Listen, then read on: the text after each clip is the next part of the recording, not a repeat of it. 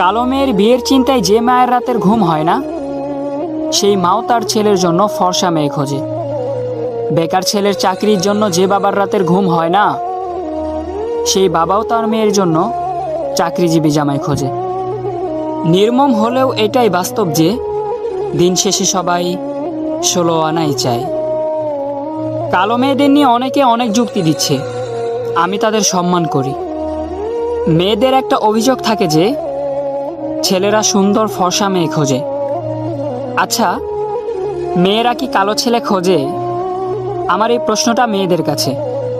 কোন মেয়েটি কালো জামাই চায়? কোন মেয়েটি কালো বয়ফ্রেন্ড চায়?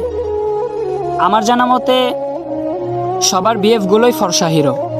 কালো মেয়েদের নিয়ে ছেলেরা যে সম্মানটুকু দেখিয়ে পোস্ট করে, 1% মেয়েও কি কালো ছেলেদের নিয়ে এমন পোস্ট করে যে এটা আমার ক্রাশ? করে না।